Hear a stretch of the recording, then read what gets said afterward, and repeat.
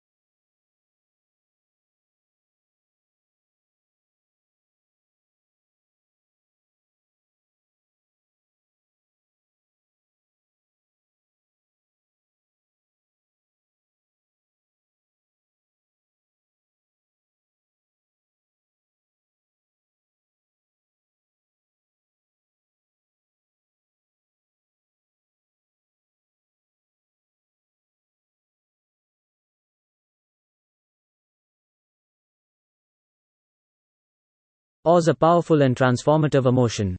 It's inspired great works of art, incited religious movements, and generated philosophical musing about the sublime. But despite this impressive resume, only very recently have we begun to study this emotion in psychology. So what is awe? I define it by its synonyms, wonder and amazement, and by its psychological experience. We feel awe when we encounter something vast and grand that challenges our worldview. It makes us feel small in the presence of something bigger than ourselves and connected with others around us. Now you may be thinking that you have to travel to remote places in order to experience this emotion, but I can tell you that that's not the case. In fact, participants report feeling awe about twice a week on average, making it a more common emotion than you might expect. We feel awe when we hear beautiful music, when we look up at the night sky and see the stars, or when we watch athletes achieve feats that we thought were beyond reality. So here's the question, why would awe be a better predictor of good health than other positive emotions? We don't yet know. It may be because awe's particular protein at reducing stress or increasing feelings of social connection. It may be because awe generates a desire to engage or explore the world around us. Recent work suggests that awe promotes greater humility, prosociality and well-being. And all of these things could impact physical health.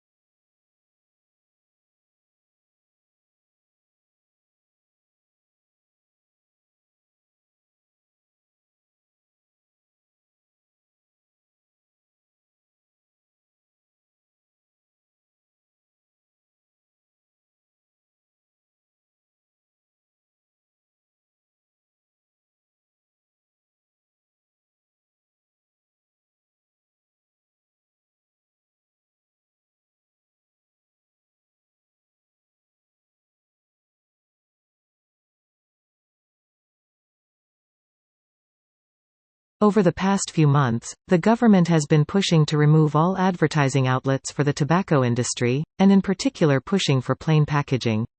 The tobacco industry, however, are against this, and they in particular argue that the cigarette box is not a form of advertising.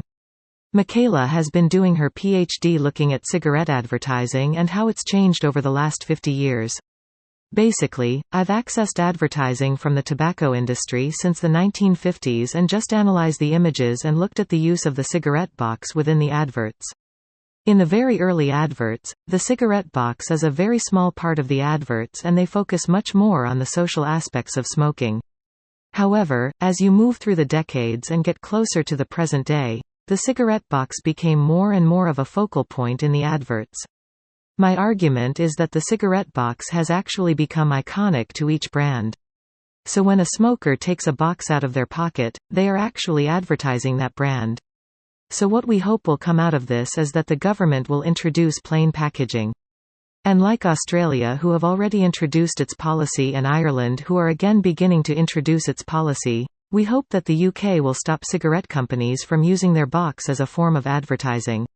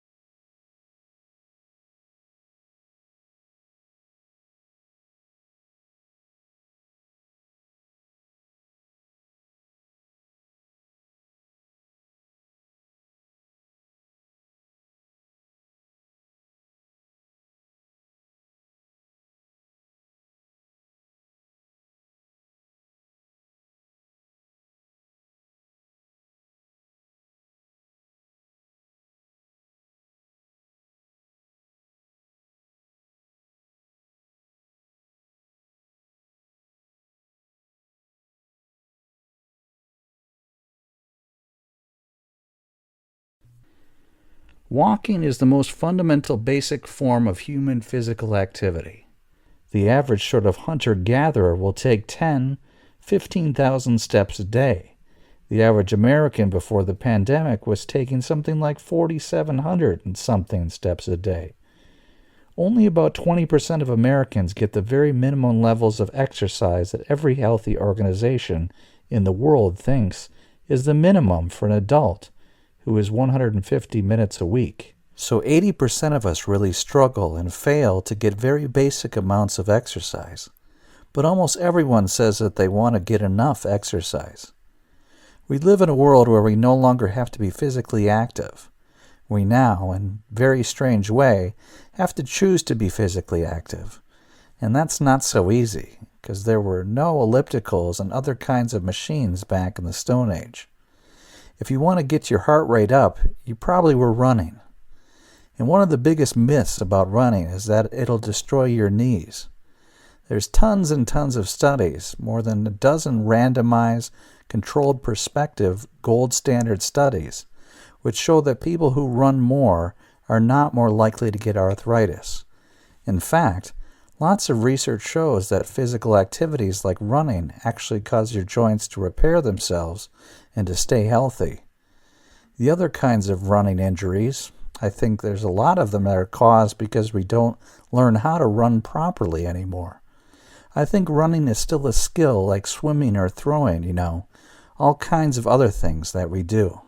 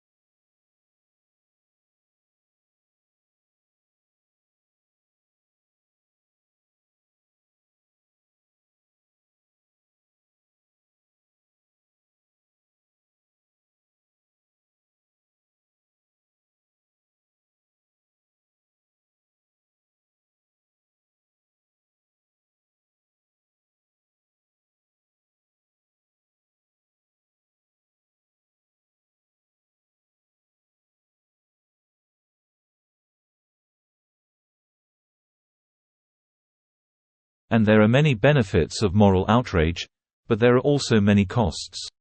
So the benefits can fall into two broad categories. The first category of benefit is social benefits. So when we express outrage about some kind of wrongdoing, that teaches others that that kind of behavior is not going to be tolerated, and it can motivate other people to behave morally so that they can avoid getting shamed or punished for breaking the rules. The other kind of benefit that moral outrage brings out is personal.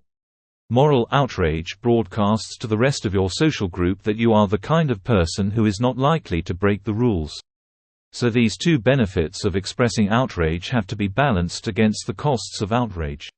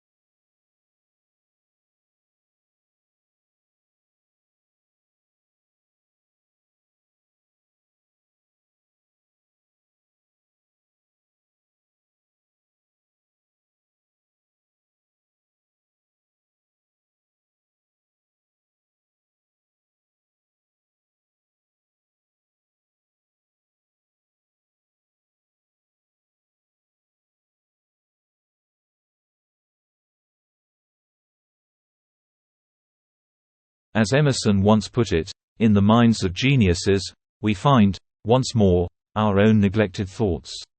It is almost certain that people who have devoted themselves to self-honesty and self-observation have an above-average chance of meeting with incomprehension, irritation, censorship or boredom when they attempt to share the data from their own minds frankly in company. Their thoughts, it might be on politics or architecture, family life or sexuality, will sound more threatening, more intense, oblique or tender than is allowed. That feels lonely, if one is in the mood to frame things like this. There are simply fewer people at large committed to self-honesty and self-observation, and therefore up for exchanging notes on what it's truly like to be alive. Yet there is one resource that is exceptionally well suited to address the feelings of disconnection liable to be felt by the emotionally intelligent: art. Works of art are humanity's secret diary, records of all that could not be said in regular social contexts, but which have found a home in the more intimate, honest communication that can take place between an artwork and its audience.